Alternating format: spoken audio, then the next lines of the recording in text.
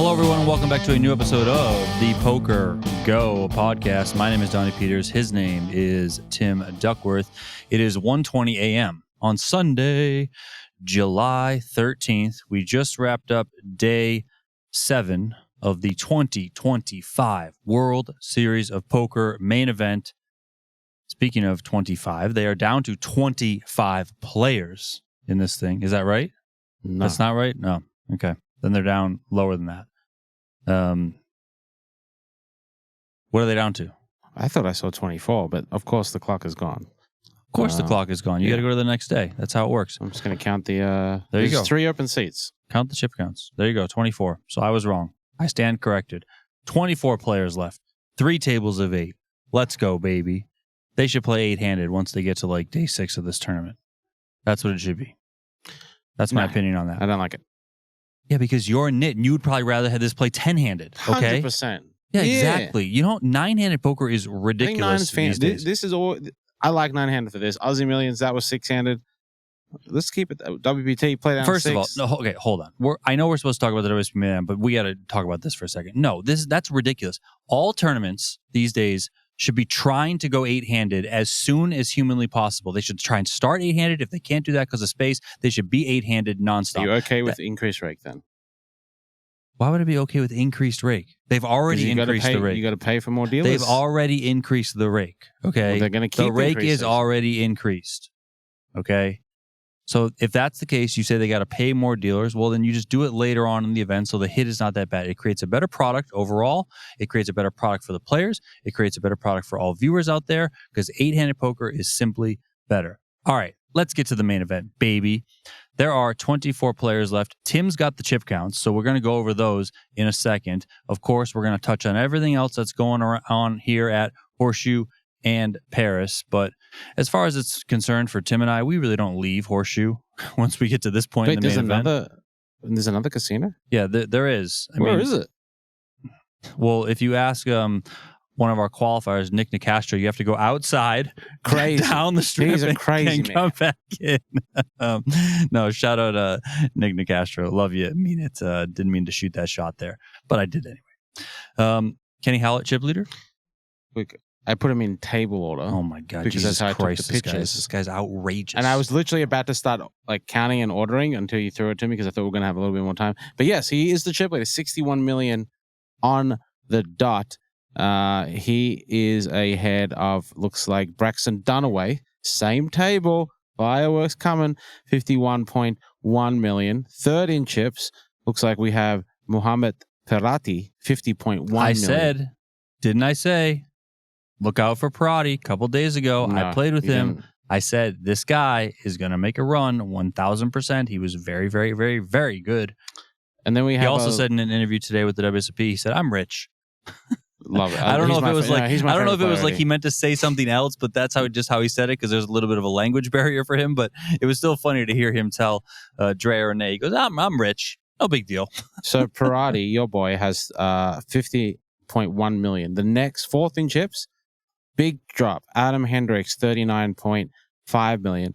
And then another decent drop, 33.9 million for Luka Bojovic. So 3 kind of, obviously Kenny is Kenny at the top. Then there's, Braxton and Muhammad right there at 50 million. And there's a big drop to Adam Hendricks, another drop. So there's some separation amongst that top 5. And I would say probably the most scariest thing is we look at table 1, the feature table to end the night. We mentioned Braxton. We mentioned Kenny Hallett, both the same table.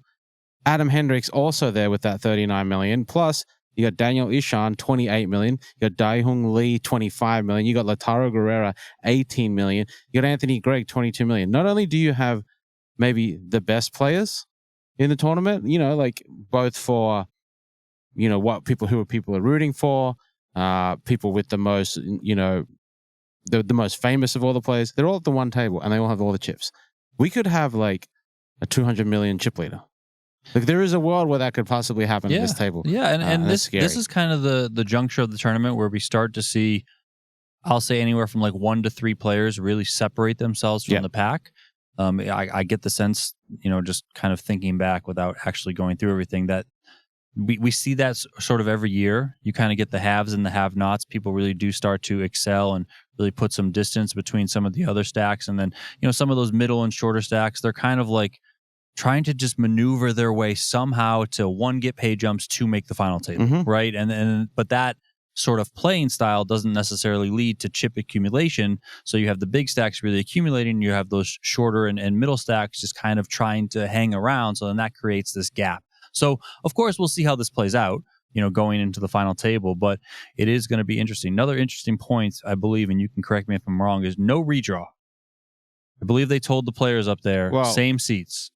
You know what's funny is that you've been around poker quite a long time, right?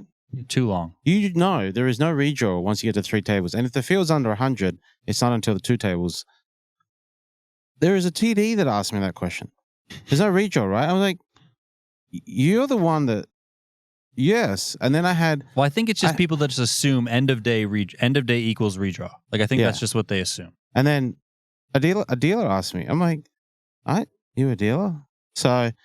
no, there are no redraw. These are the 3 tables. There will be a redraw at 18 players. Now, I'm going to assume that our production team, they're going to probably just do the same features. That table 1 is very good.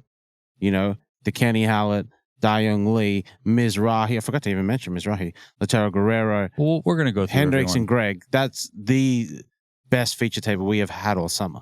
So... I assume that stays up there. I think 2 will stay at 2, 3 will stay at 3 until we get down to that final 18.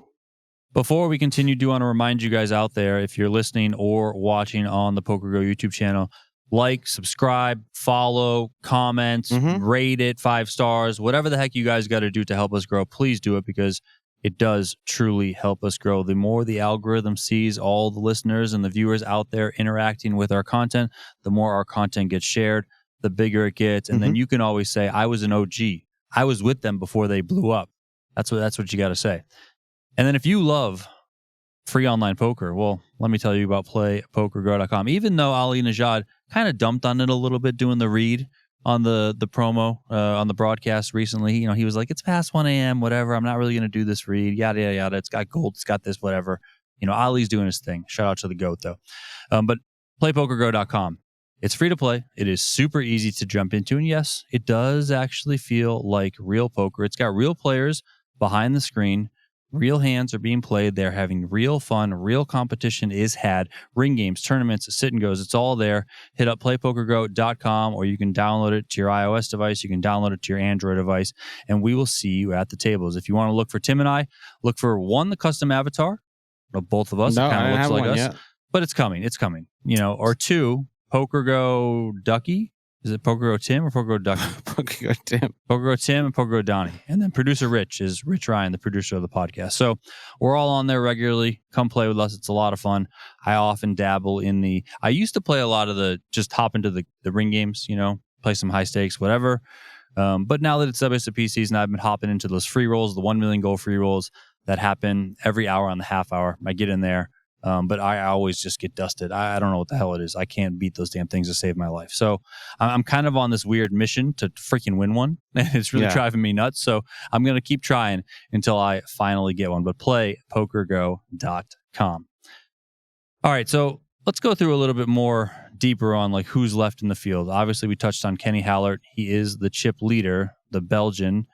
He kind of lives in 2 parts of the industry. He's like half player, half industry person who does some tournament directing. He does the big Spacey FCB spreadsheet, which is obviously a thing every single year that lays out. It's a Google Doc, I believe. Correct. And it lays out all the different tournaments around Las Vegas, so you can take a look at that. Kenny had an epic run to the main event final table in 2016 when he finished in 6th place for around $1.5 million. And it's very much shaping up like he's going to make it back to poker's pinnacle, back to the WSOP main event final table. If he's able to ride out this chip lead, I would guess he's a heavy favorite. To do so, it's going to take a pretty big demise from him. He did get away with a fairly decent bluff today. I forget who exactly it was against. I'm trying to look through the chip counts and see if I can find it. But Kenny bluffed on the river with queen high, and his opponent had ace queen and river to pair of aces in a spot that it seemed like it was just an obvious check call with your hand with ace queen, but the player went with check fold instead. I might have been Schultz. Might have been Schultz. I can't, if it's not, I forget who it is exactly. But I was extremely shocked to see that fold. But that allowed Kenny Howlett to get some chips. He did lose some chips towards the end of the night to Braxton Dunaway. Not a lot, but a little. Braxton Dunaway took from Adam Hendricks. My fault. But anyway, Kenny Howlett, chip leader. Braxton Dunaway second in chips. Braxton Dunaway won. What did he win? He won the Monster Stack or the Millie Maker. One of those two before. I want to say the Monster Stack, but I wish that I could click. I interviewed him after his win, actually. Well, then why don't you know? Because it was like 7 years ago. Yeah, but you should know. He won the Monster Stack, and it was not 7 years ago. It was in 2023, which was 2 years ago. Okay? Feels like 7 years ago. Yeah, it does feel like 7 years ago, but it was not. He won the $1,500 Monster Stack in 2023 for $1,162,000. So Braxton Dunaway is not a stranger to the winner's circle here at the WSOP. Is up to over 40 million in chips, second in chips behind Kenny Howlett. We got Mohamed Parati, the Italian. He's the one I played with on day 5. I thought he was very, very good. He wasn't like good in the sense that he was like in a lot of hands overly aggressive. He was selective. He was very calculated, aggressive at the right times. Played some big pots a couple of times. They didn't go to showdown, so you didn't know if he was bluffing or not, but a very, very, very solid player. Chatting with him at the table. He's one of those guys where when he's in a hand, he looks like a stone cold freaking killer. When he's not in a hand, he's chatty, he's smiling, he's a pleasure at the table. Lives in San Remo, place that I love. Used to go there for the EPT. It's a great place. So, Mohamed Parati, I would not be surprised if you see the Italian make the final table and ultimately win this thing. You heard it here, guys. You heard it here. I have firsthand knowledge of playing with this guy, and he's a freaking beast, okay? Really a freaking beast. I joked about the interview he did with Drea Renee earlier in the day, which you can find on the WSOP Twitter account. But he joked about, first he joked that he wasn't in the main event. He was in the $250 daily deep stack, which of course is a lie. Then he joked about, being rich. But end of the day, he did say what a lot of people feel at this point. It's a dream to get this far, and it would be a dream to make the final table. So, I'm kind of rooting for Mohamed Parati. I feel like he's the last one from that table that we had, and let's go. We were joking. We were like, well, we can all just fold to the final table, right? Like we can just fold around. No, but Parati's actually making it happen. Who else we got here? We got Adam Hendricks, obviously a beast. So it's funny with Adam Hendricks. He's known as the Iceman, which I don't exactly know why, unless it has to do with his roots in Alaska. Probably. Does it have to do with that? Or is there any chance people think he looks like Val Kilmer from Top Gun? Or is it like some sort of combination of the two? You know what? I didn't say it until you mentioned it. But... Like it's very subtle. It's not like it doesn't jump off the screen, but it is very subtle. Okay. So I just wonder if that's the tie. I also wonder if it's the Anchorage Alaska thing. Well, you and I know him well enough that we should just ask him tomorrow. I think when his we see him. online name is like Alaska Egypt or something. Like he goes by like something like that. Okay. Well, because he grew up in Egypt. He did. Yeah. He did say that the other day. Yeah, I remember that. But he's crushing it.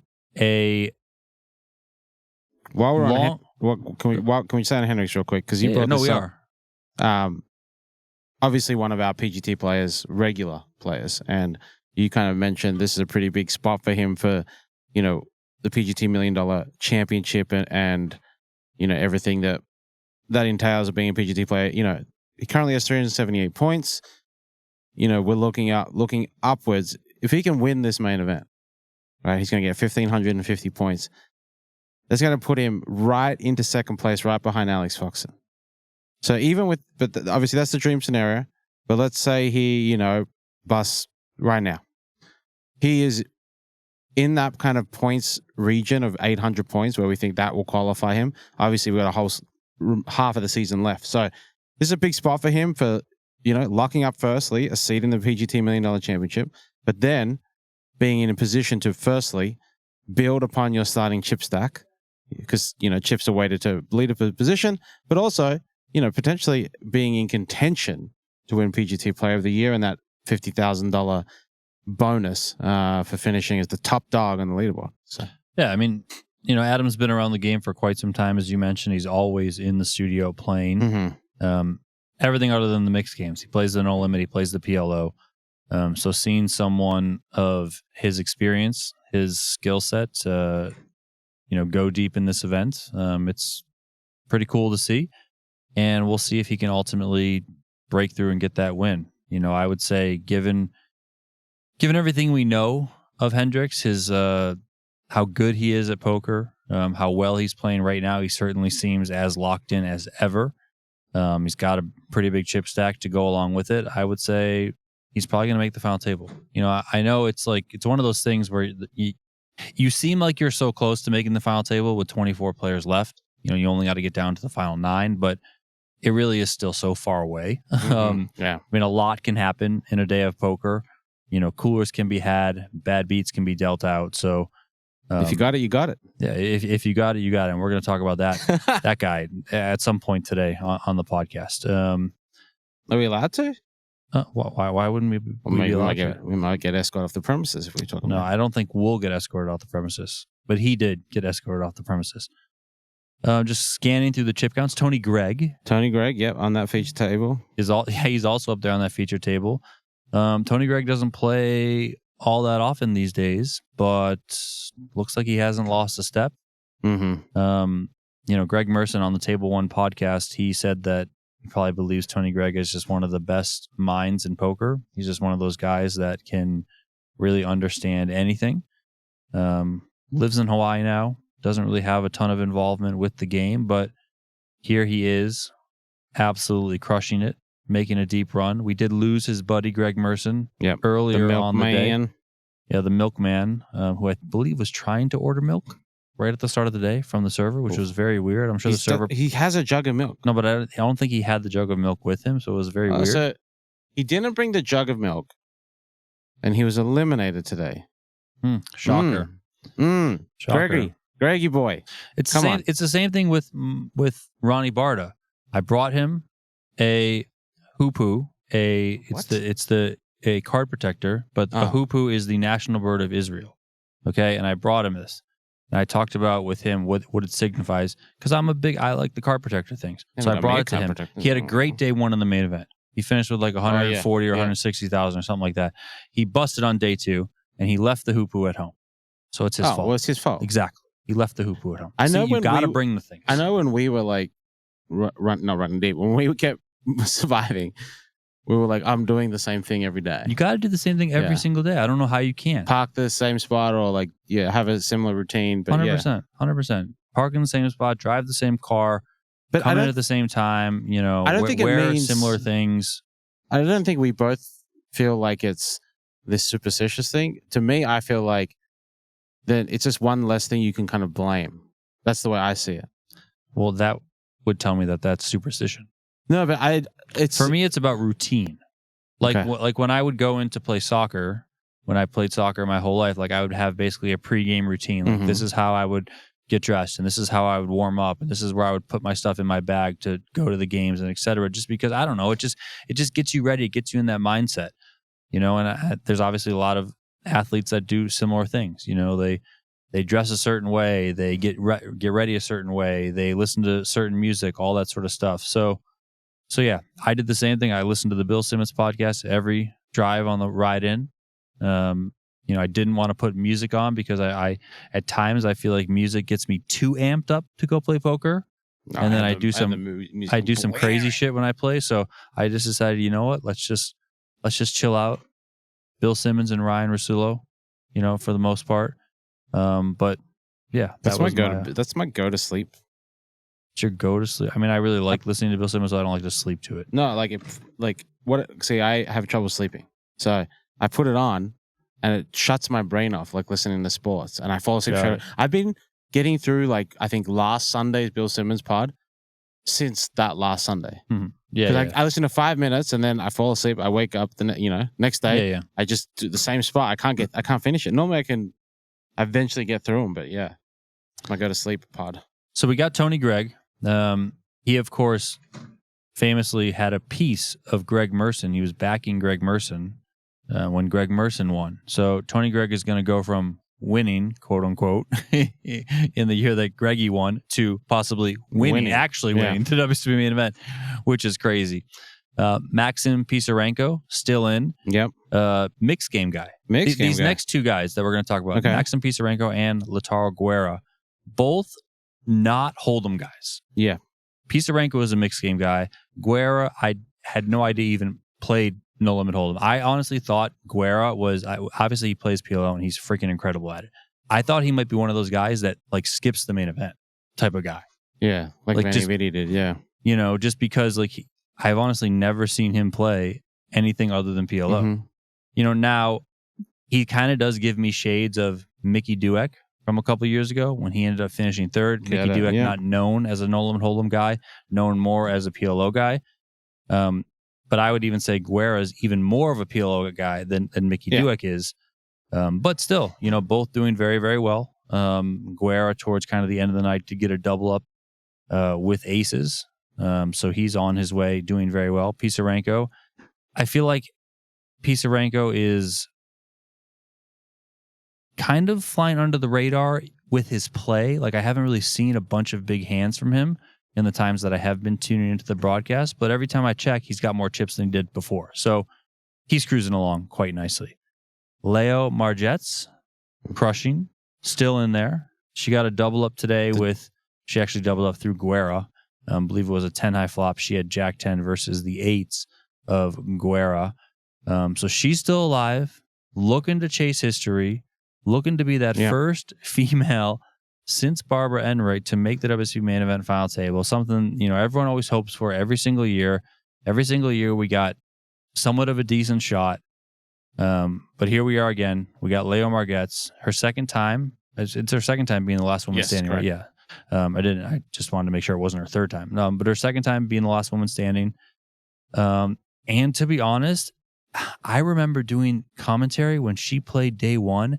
She pulled this wild bluff, which I think was a bluff when she got her opponent to fold 2 pair. Like I'm pretty sure she wasn't doing this with value. I believe she had a pair of aces. Her opponent had 2 pair aces and I think 10s.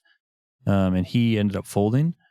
And she would have been out, if not crippled, if I remember correctly. It feels like 7 years ago, day one. But here she is right now, going deep. She's kind of right in the middle of the pack with 24 players left, and we'll see if she can make it happen. Obviously, that would be historic if she is able to make it happen. But, you know, as I said before, still quite a long way to go. But many people are rooting for Leo Margetts. Michael the Grinder Mizrachi. Now, what do you have? Tim has brownies, which we're going to try. We might as well try them now while we're talking about. Yeah. So these are... I open one. First of all, let me talk about... Rich is going to kill you for this sound, by the way. This adds context. Oh, yeah, it adds a ton of context. Bring it to the mic like this. Rich is throwing his headphones across the fucking room. Hello. Michael the Grinder Mizrachi. This guy is just an absolute freak of nature. I have no other way to describe anything about this guy. He plays like an absolute freaking animal. Like, that's how I would describe it. He's an animal. He's a bull in a china shop, is what he is. Bull in a china shop is a like he's great not way to put he's it. not a theory guy. He obviously understands things in poker, but he's very much a live guy, a field player, exploit. He'll hit you with table talk at times. Like he'll do certainly unorthodox things. He probably plays way too many hands, more than he should. But like, it's just the grinder has the grinder style, and he gets it done. He's gotten it done 4 times in the PPC. We've talked about that this summer at length. You know, now it's looking like he's gonna make the WSOP Main Event final table again. What year was that? 2015 was it? When he made the final table, but he also won the PPC that year. It was one of his PPC titles. No, I think it was earlier than that. Or well, whatever. I mean, it was one of the years he won his PPC titles, and then he made the WSOP Main Event final table. He has a chance to do that feat again. I mean, there are so many things about this. Like, the fact that he won the PPC, final table of the main event in the same year, and is, you know, what is this now? 15 players away from doing that again. That is out of control. We're never going to see that ever in the history of poker ever again. Also, if he does happen to go on to win this tournament, we will never, ever, ever in poker see somebody win the 50K and win the main event in the same year. It's just never going to happen again. So I don't know what the heck I'm watching, but this is just the most insane shit I've ever seen. 2010, he won the 50K PPC 8 game for 1.5 million. That was like one of the opening events of the World Series. That was different. He followed that with a 6th place in the Stud Championship, an 8th place in the Limit Hold'em Championships, plural, and then finished 5th in the main event for 2.3 million. Did he 2010. Did he win Player of the Year that year? Who won the main event that year? God, I can't remember. Frank Casella won. That's the year he won he had 2 bracelets and I think Grindr like could have won Player of the Year. Maybe. I think he had to. Wasn't it like he had to win the main event? Yeah, maybe something like that. Who knows? The points have changed so much, so that it's. But yeah, Frank Casella won that one. But yeah, you want to try these brownies? First impression the reason why we're going to try these brownies now is because if you guys have been watching the broadcast on PokerGo, you'll see that Grindr will either have a little pack like this, which is about the size of a pack of baseball cards, of the all-in brownie, which is Frankie C, the vlogger, his brownies. He launched this brownie company, and I guess he got Grindr to be the ambassador. I don't really know how that all worked out, but whatever. So Grindr either has like a couple of these on the table, or he's got a box of them, right? So Jared Blesnick brings sports cards. Grindr brings all-in brownies. So I guess my first impression is maybe the worst packaging I've ever seen. The packaging is quite awful. It's terrible. Like quite awful. I knew exactly what this was going to taste like. Doesn't have much of a taste. Have you ever gone to Protein House in Vegas? No, I have not. Okay, they have these protein brownies. These are the exact same things. Yeah, I could eat 40 of these. You could eat 40 of these? Sure. I don't think I could even finish one. It's just they're so good. Dry and pasty and not much flavor. Yeah, but I'm a weirdo. My friends call me a serial killer, so I kind of like these. No, they're not that dry. Come on. Maybe a bad one. Not dry, but like I feel like I can taste the flour. No, I don't think so. I eat a lot of protein bars and a lot of different types. You can have the rest of mine. It ain't good. Sorry, Frankie. Packaging, terrible. Taste, terrible. Macros, not bad. The packaging is 270 calories, the 25 protein. That's not bad. The packaging is the worst thing about this.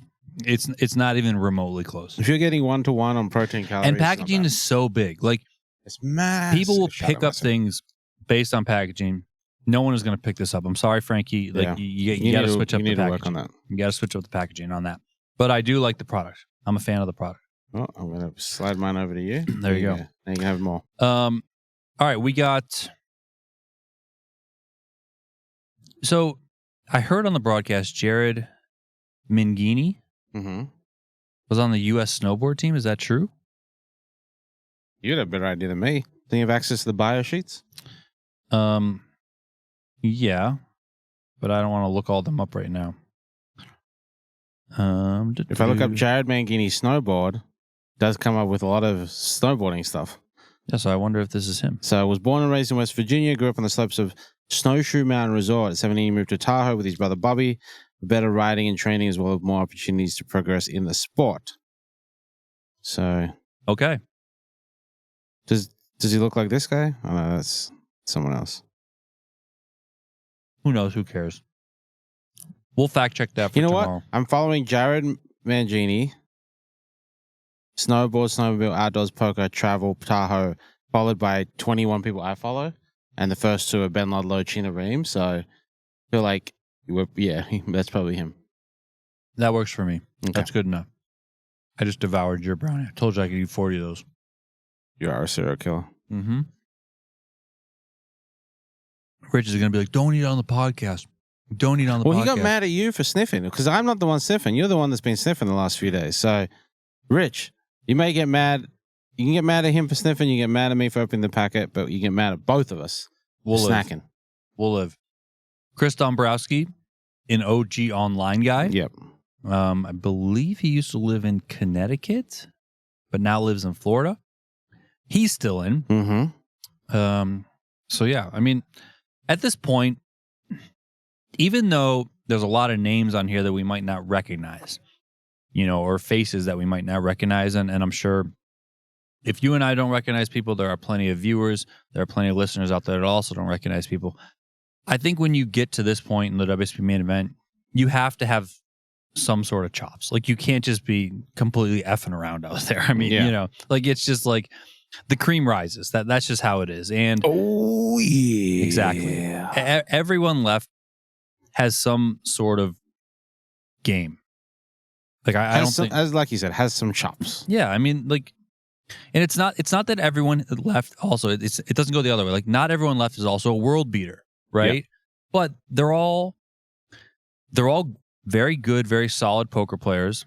They're also, whatever they are on like a regular day playing poker, I would say that they're probably a few notches up, because when you get deep in a tournament, probably, and most especially the WSOP Main Event, when you're going to day 8, like, your confidence level just has to be through the roof. Mm-hmm. Like, when I was making the run, like, every day I felt more confident. I knew in the back of my mind, yes, I'm not the best player in the field, okay? But that doesn't matter. I can only be the best, the best version of myself that I can be every single day. So, like, if these players are feeling that same sort of way and being on this ride and now going to day 8, they have to just feel supremely confident and everything that they're doing is kind of working.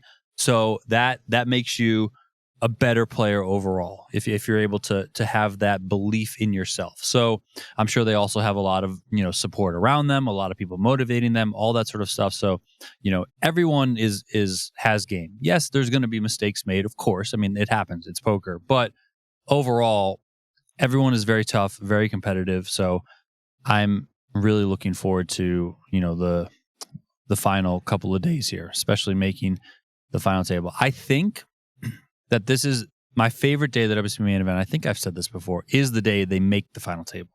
I think that's my favorite day of the WSOP Main Event. Because that's when, like, the in a weird, sick, painful way, that's when the dreams are ultimately shattered. Like, because I mean, like, for 9 people, they're gonna like go on to this other thing, make $1 million. That's the dream, make the final table. Now, independent of whether they win, it's like you have like one dream is like make the WSOP Main Event final table, and then like obviously the ultimate dream is to win it. Yep. But here, it's the last day before you make it, so like you're so close. The heartbreak is going to be real. I'm sure if you're watching on PokerGO, you're going to be able to feel it through the screen. So yeah, it's got both things. It's got the absolute pinnacle of feeling great that you reached the WSOP Main Event final table, and then on the other side, it's got just absolute sheer devastation. Yeah, that you were so close. It was right there. You could almost freaking touch the bracelet. You could almost touch the $10 million, but you ultimately fell short, and that's crazy. So I don't know. I just like that theater of it all, and this to me is the day when the theater is the biggest. Now, I think the WSOP Main Event final table is its own kind of different thing. It's different little beast that I love as well. But I don't know. It's always been this day for me, and it's just so crazy. Now, I will say that I do absolutely hate that they go 10-handed. I know you probably love that. You'd probably want them to go 12-handed, but going 10-handed, I think, is still silly. Well, they don't need to. 5 and 5 is balanced, obviously, but it's the history of the thing. That's why they do it that way, and I'm okay with that one. That's the only time I honestly like 10-handed. No, it's ridiculous. Yeah, it's ridiculous. All right, let's get into some of these eliminations that we lost today. Mm-hmm. They came in with, what was it, 57 players remaining? 57. So we went from 57 down to 24. Ben Jackson was the first player to bust. No, it was 59. No, it was 57. You sure? It was 57 last year and 59 this year? I don't know. I got nothing. No, because we lost Munir Tayu. Yep, only 57, yeah. Yep, that's right. Ben Jackson was the first to go. We lost Greg Merson in 52nd place. He did get a pay jump up to 200K. Dang. So that's going to buy a lot of milk for the milkman. Yeah. Mitchell Hynum, the player who busted me, busted in 49th place. He lost a big flip. Believe he had Suck it, queens Mitchell. versus no. I believe he had queens versus ace king, or it was the other way around. Either way, he was on the losing ends of a queens versus ace king flip. However it went, he ended up busting in. No, he did not deserve it. He ended up busting in 49th place. Leon Sturm, who I honestly thought was going to make the final two tables for sure. Like I was just like, it's heating up for Leon. We obviously know how good he is. Yep. He looks locked the F in. So, but ultimately he falls in 48th place. Another high roller guy, Thomas Eschien, 47th place. All those places there taking home 200K. We lost Johann Schumacher in 43rd. We lost Nick Papillo in 42nd. Papillo made a crazy good call with King 9 against Eric Afriat when on the river. An ace hit and clubs came in. Papillo did not have any clubs, had a pair of nines on the turn, I believe, with his King 9. Called it off. Afriat just had high cards, and that was a 6-6 sick double up. But then later on, Papillo did bust in 42nd place. We lost Chad Power, another player that I thought was going to make the final table, to be honest. I just watching Chad Power, he looked like final table. If final table was a player at the table, he looked like that. He was also constantly chipping up, all that sort of stuff. So I was like, you know what? This just feels like it's his year. And then we got to get to 33rd place because we got to talk about it. The Will Kassouf show nonsense circus. I don't even know where to start with this. You weren't even here by that whole. I was at home. I was, 1, nursing a fucking migraine that was killing me. 2, trying to get caught up on some different sort of work that I had to do for social media and emails and all that sort of stuff. But I was watching the coverage. I was very much glued into social media and the coverage for the entire Will Kassouf debacle. I think it's safe to call it a debacle. I mean, but you tell me, what was, like, kind of walk me through the day being here on the floor. Can I be honest with you? Yeah, dude, be as honest as possible. Come on, this is the podcast. If anything, we are honest to the listeners. I loved it. Oh my God. I loved it. It was causing so much heat all day. He's been doing it all event, but today it really kind of magnified. He was on a 10-second shot clock yesterday. Didn't start that way, but causing a bit of a ruckus. He was, antagonizing other players. We get down to 4 tables. I think even from 5 tables, he was up on the feature. All the table mates had the little earplugs in. Everyone might have saw that clip. Adam Hendricks handing out earplugs to everyone. But the biggest incident was he was. I don't know if this is true because it's quiet. But I believe he called Dennis Jones a monkey, which is. I mean, this guy's a pretty strong. It's not really a curse word, but it's not a good thing to call someone a monkey. Anyway, so that's how he got especially a staff member who's running the tournament. Yes. I mean, so he got. You can disagree with the guy, yes, but abusing him verbally is for sure crossing the line. So he got a 1-round penalty, and Dennis Jones, the top dog for the day, knew that Will Kassouf was going to just go stand behind the table and continue his show. So he had called in security to escort him out of the room, basically. So he did that. He went, took a little while. He came back, and he was maybe a hand away from playing. Everyone with a camera was filming him, and he cut, a WWE promo like he was about to, crash the championship match. So got back in. Immediately, it was all back on. I sat there with my phone. I was with Maury. I was with Dennis Jones.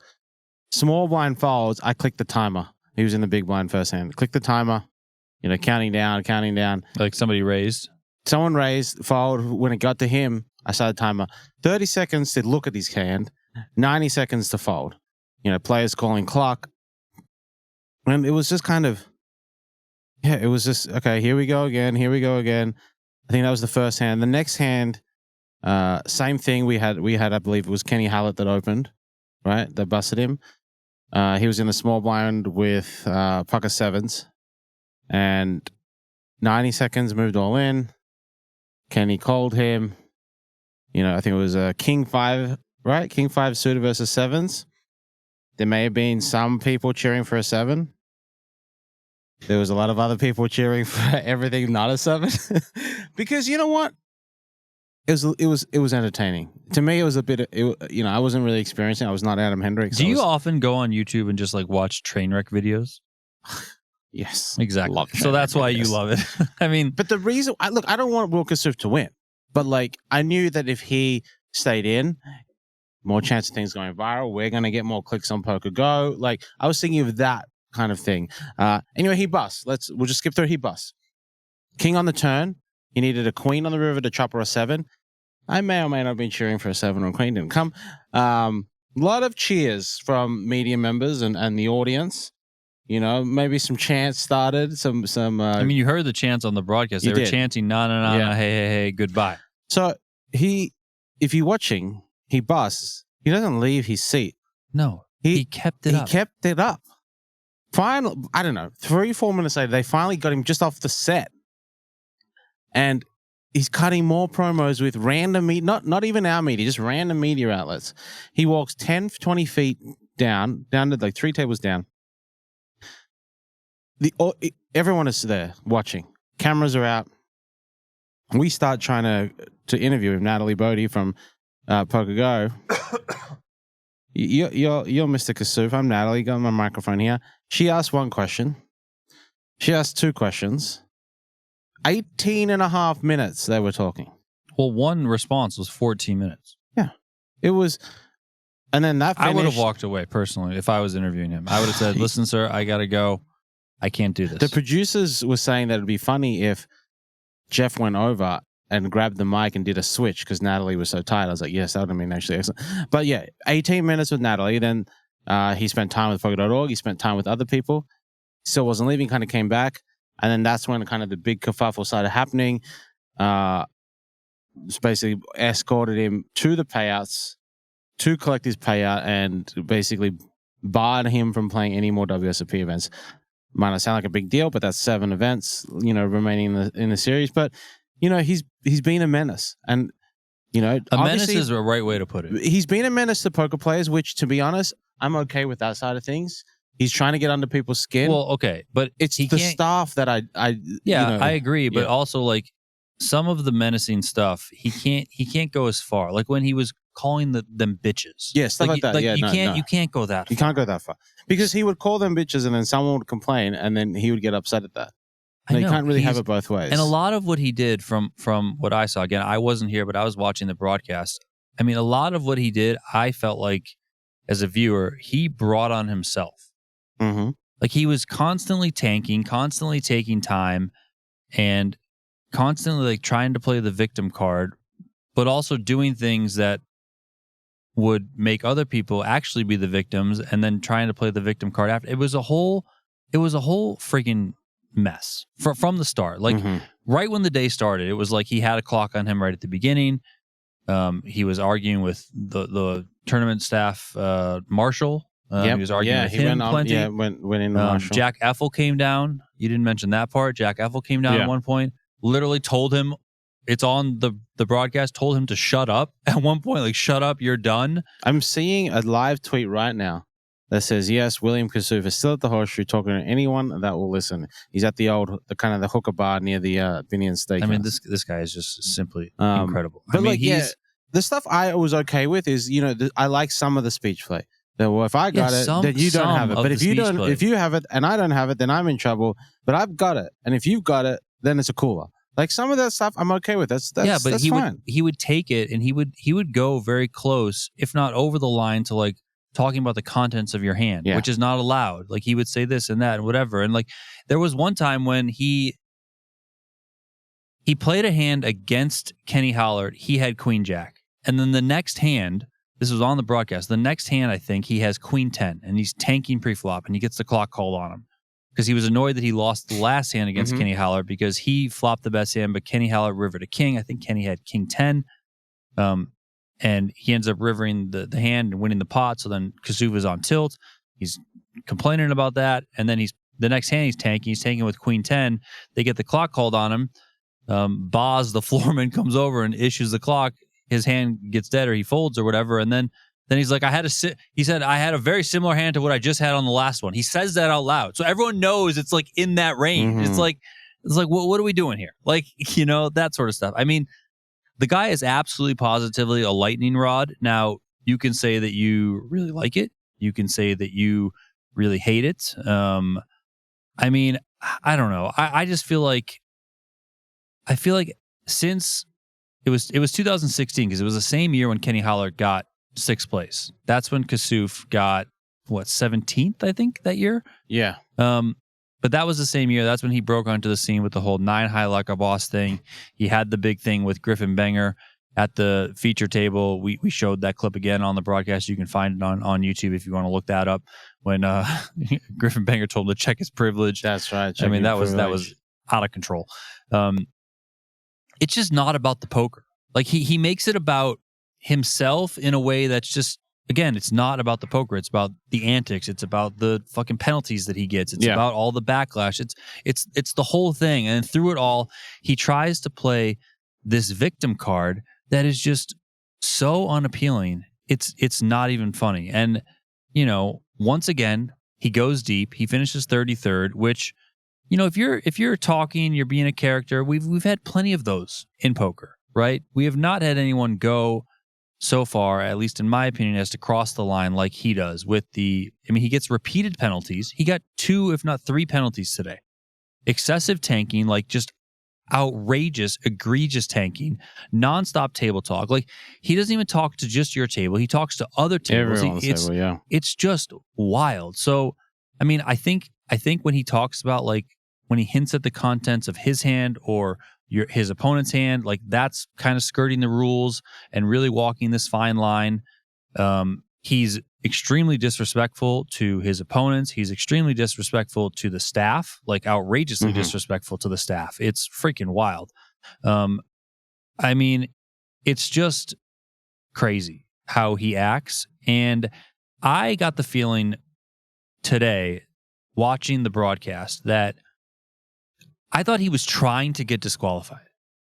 But I thought he was trying to get disqualified in a way that he could argue that it wasn't warranted for him to get DQ'd. That's what I thought he was trying to do. I thought he was trying to push buttons so much that they would finally just snap, the staff, and be like, you're effing gone. And then he would turn around and sue them or something. That's what I felt like he was trying to get to, the point. Which, if you got to go that far, that is too far over the line, dude. You need to just bring this back to earth, okay? It's just crazy. It was disruptive. I think that. So I know that there was a lot of people. You mentioned the viewership and that sort of stuff. There were certainly a lot of people. You saw it in the chats. You see people responding on social media. You see it when there's clips posted. Whatever. A lot of people love watching the guy. Yeah. But kind of like I said to you, it's not necessarily that you love the guy. You just love watching the train wreck. Yes. That's what you want to watch. It's like when, Americans came up watching Jerry Springer. You just turned it on to watch the train wreck that was on your TV. You're just watching this for a train wreck. And you're seeing where, when this train is flying so fast down the tracks, ramming through everything in its way, and you're just waiting for it to finally hit the wall and explode. Yeah. That's what you're waiting for. So that's why you're watching. So it's not like you actually enjoy that. You're watching it because you're watching a train wreck happen in real life, right? It's reality TV, and the train wreck is the main character, or at least he made himself the main character. And that's unfortunate. So, that's kind of where I'm at with it. And I think one of the easy parallels that people can try and draw is Will Kassouf to Martin Cabral. And that's another thing, Now, we talked about Cabral earlier and many times, because he's been a focal point of this summer at the WSOP. But to me, what Martin Cabral does is certainly much more entertaining, and he doesn't get nearly as close to the line that Will Kassouf does. Like, I think Will Kassouf not only gets close to the line, crosses it. Martin Cabral, he's intense. He's theatrical with all of his sort of stuff, but I still think it's well within the bounds of the game for the most part. And I think a lot of people would probably agree with that. Now, there's going to be people that don't like that stuff that Cabral brings. They don't like the energy with it. I would certainly say that what Cabral does is not disrespectful to the staff the way that Will Kassouf is. Not to that level, but he is a little disrespectful too. I mean, Will Kassouf is like out of control with the staff. Yeah, I think it's wild. I think a lot of people have asked me, and I've asked other people, who would you prefer to play with? The tanking bothers me the most with Kassouf.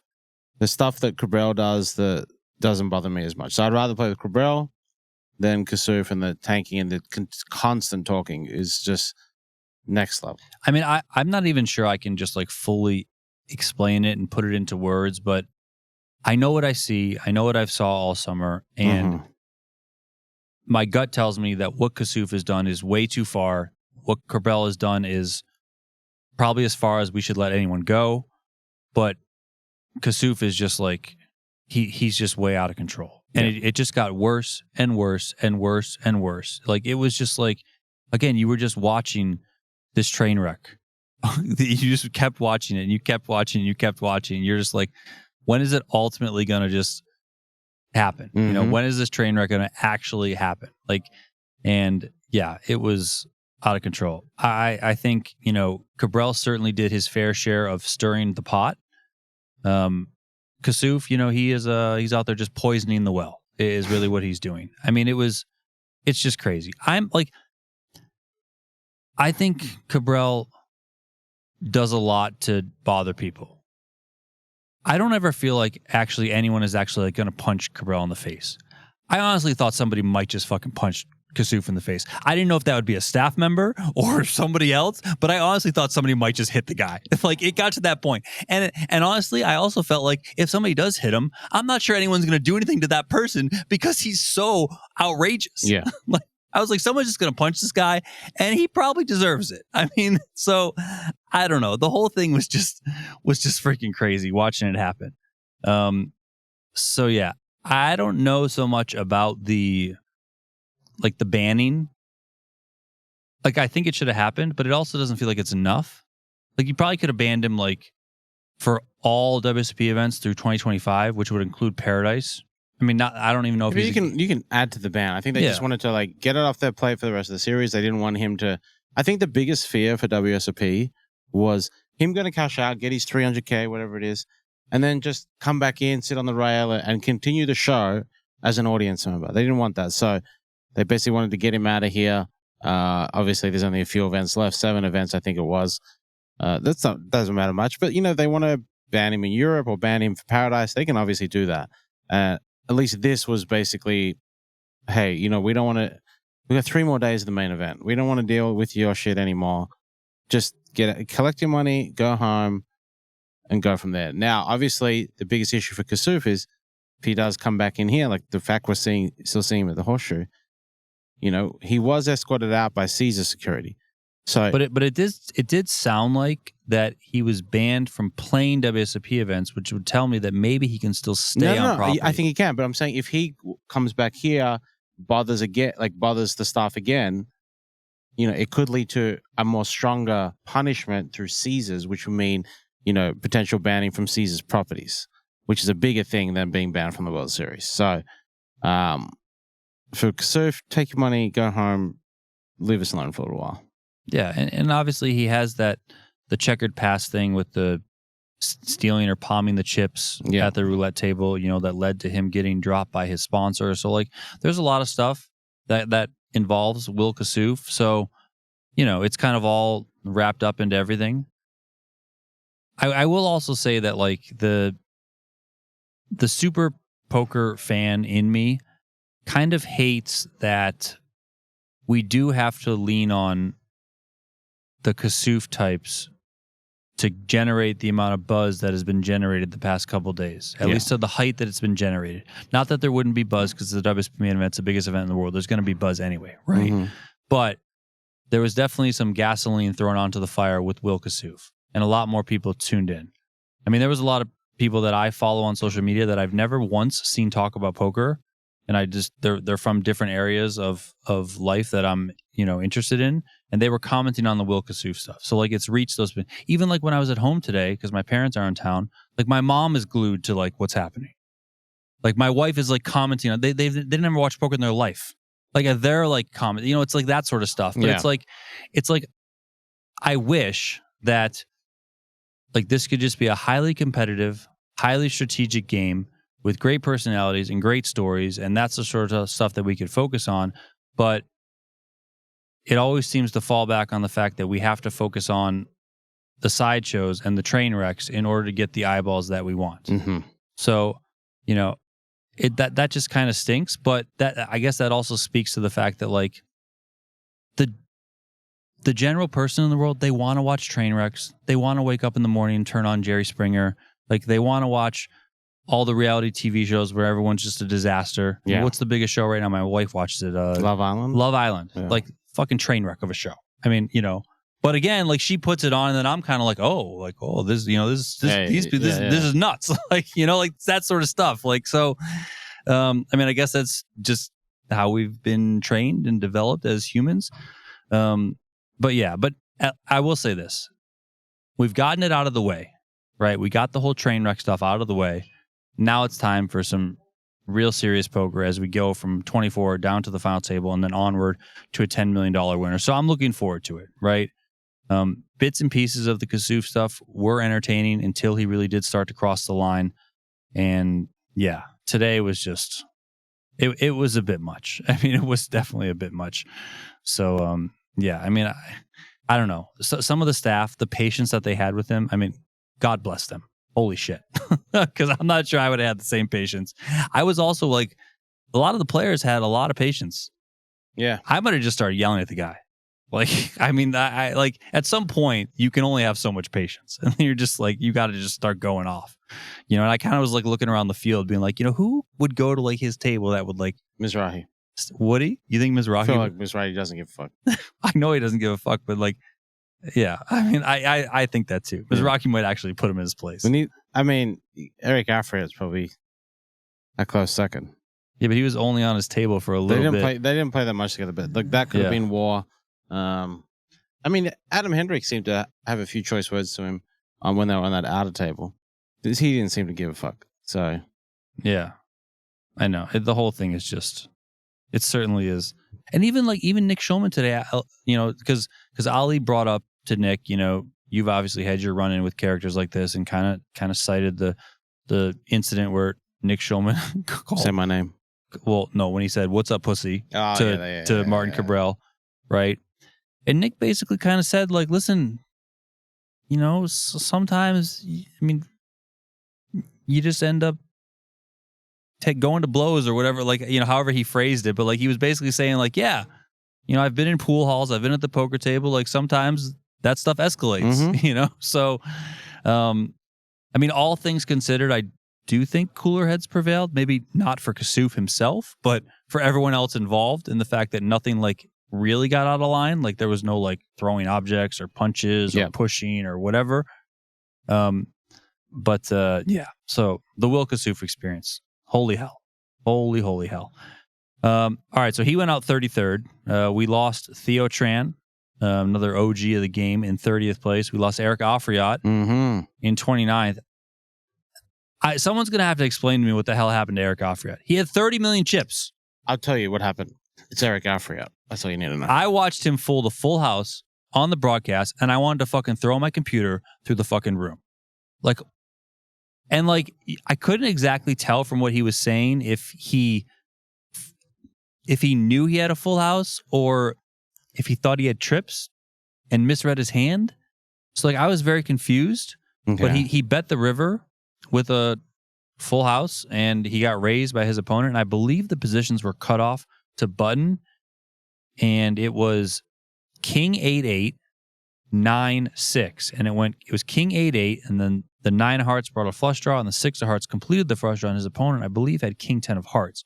So had 2 pair on the flop, backed into a flush. I would say cut off for his button because Afriat had 8-6. full house. That it's very hard for your opponent to have better full houses there, I would think. I mean, it just doesn't feel like there's that many combos. So I don't know. And if Eric Afriat did misread his hand, listen, man, it's day 7 of the WSOP Main Event. There is absolutely, positively no shame in looking back at your cards. The amount of times that I looked back at my fucking cards before doing stuff, the deeper I got was unbelievable. You have to be sure. You have to be sure. The only time I look back, obviously I haven't been as deep as you in the main event, but is when I get shoved on. And just when I'm like, let's say I've got kings, or I thought I had kings, I always just check, make double check, and then go in. But like if I've raised ace queen and I see a flop, like I normally never check. I always look at my cards, do my pre-flop action. So if that involves putting chips in the pot, great. Before the dealer pulls in, I look at them once again just to make sure I have everything, and then I play the hand out. And normally I don't go back to look, right? Because I have good memorization. But if there are spots where, like my bust out hand, right? When that guy put in the 4-bet to 900,000, I looked back at my hand. I was like, I have kings, correct? Okay, yes, I have kings. That's what I mean. Yeah. Like, Eric Afriat could have looked back and been like, okay, I have trips, but let me just make sure. Or even you want to look back and you want to see like, okay, what exactly are my cards? What exactly are the suits? Because maybe it interferes in some sort of blocker effect or, whatever it may be. So I don't know. I find it hard personally to think that Eric Afriat, as experienced as he is in poker, misread his hand.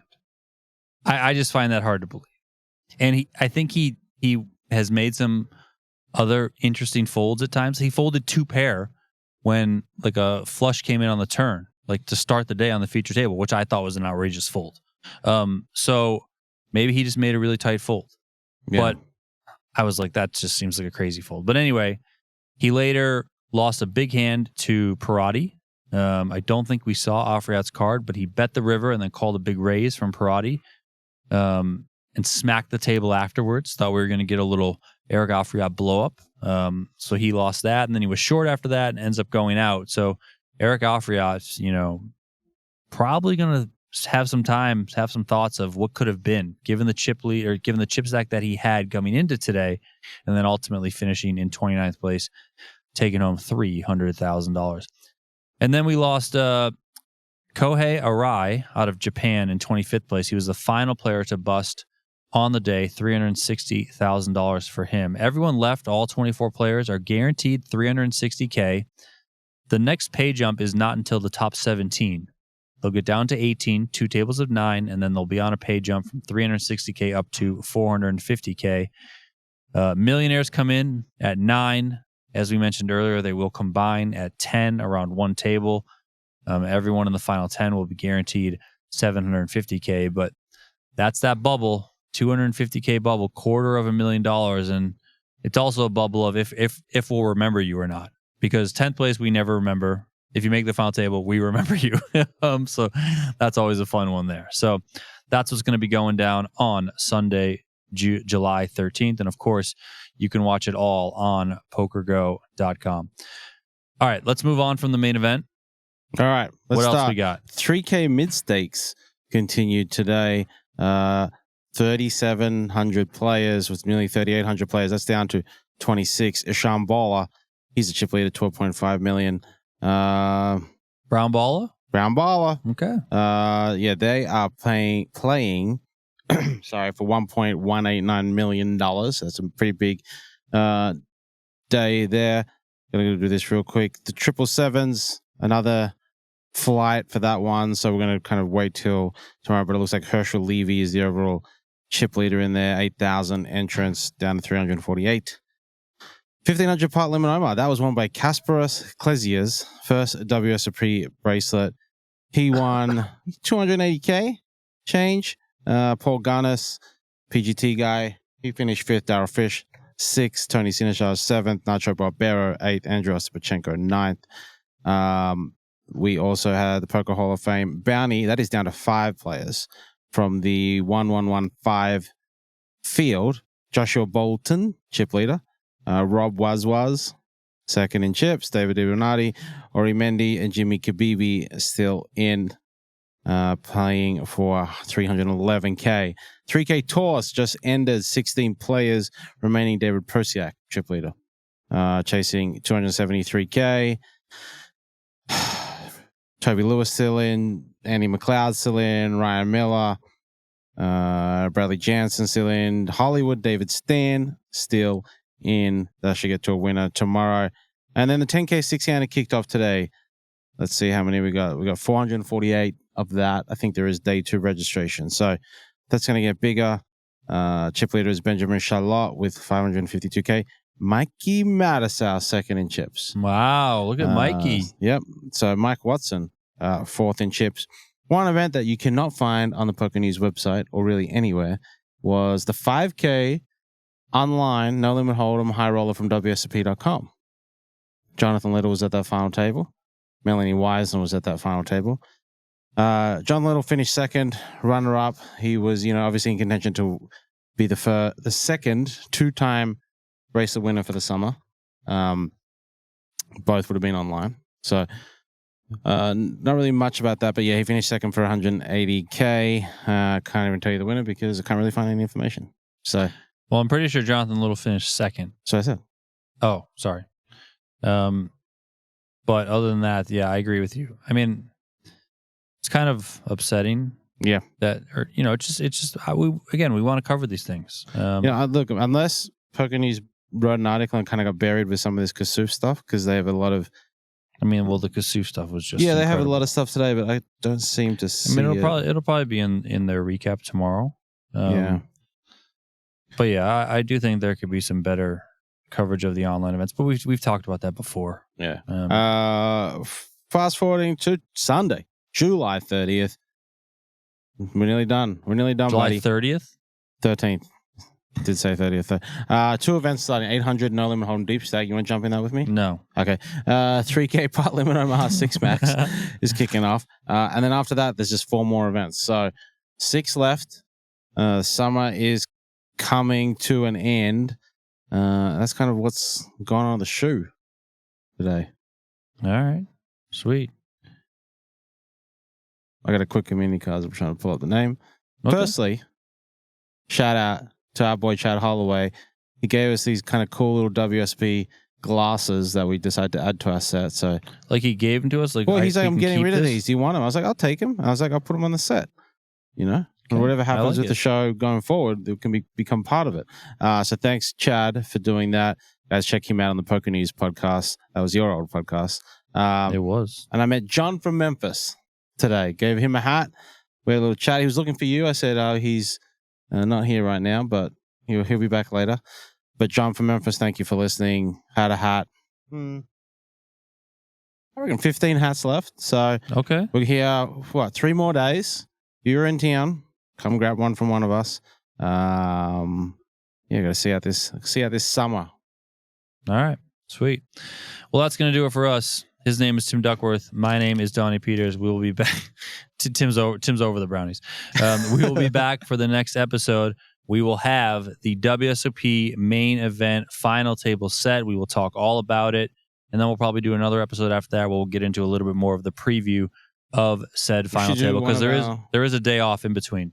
We should do that one we did last couple of years where we kind of do a recap of the summer. We talk about our favorite moments, least, that kind of stuff. Of course. Yeah. We're going to for sure get into it. Okay. So that's coming up. Again, Tim Duckworth. I'm Donnie Peters. We'll talk to you guys next time.